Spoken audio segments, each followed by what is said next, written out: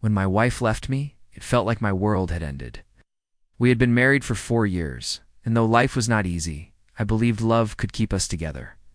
I was working hard but struggling financially, often juggling 2 jobs to cover our basic needs. One day, she looked at me with cold eyes and said she couldn't live a life of poverty anymore. Without hesitation, she packed her things and walked out. I begged her to stay, but she said she deserved better, leaving me broken and humiliated.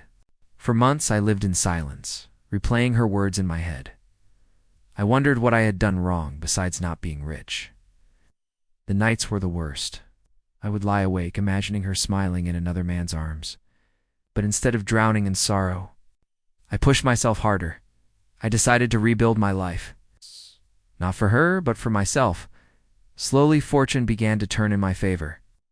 I was offered a chance to work with a business partner who believed in me, and together we built something strong.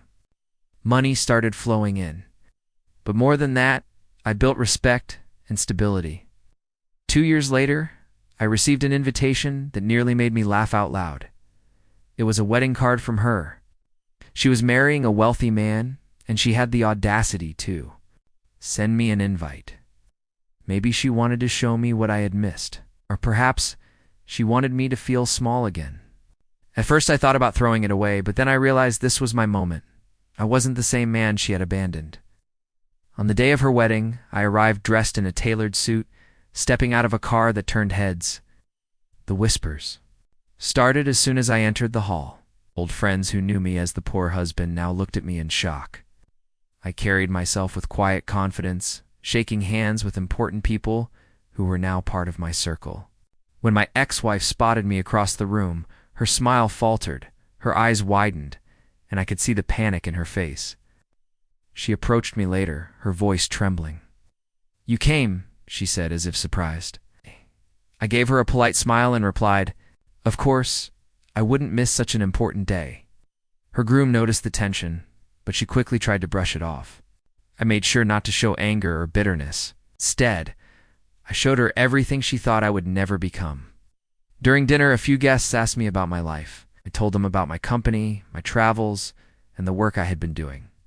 I didn't boast. I simply told the truth. People were impressed, and I saw envy flicker in her eyes as she listened. The man she had chosen for money now looked uncomfortable, as though he realized she still carried regrets. At one point, she pulled me aside. "Why didn't you tell me you would succeed?" she whispered. I chuckled softly. "Because love should never depend on wealth," I answered. "But you taught me that lesson the hard way." She had no reply. Her eyes glistened, but I didn't feel pity anymore. The rest of the evening, I enjoyed myself. I danced, laughed, and left the hall with dignity. I hadn't come to fight or cause a scene. I came to show her that leaving me had been her greatest mistake. She had traded loyalty for wealth, and in the end, she lost both. When I drove away from the wedding, I didn't look back. My revenge wasn't about ruining her day. It was about showing her that the man she once thought unworthy had risen beyond her reach. She would live her new life, but always with a memory of what she had thrown away. That night, I slept peacefully for the first time in years.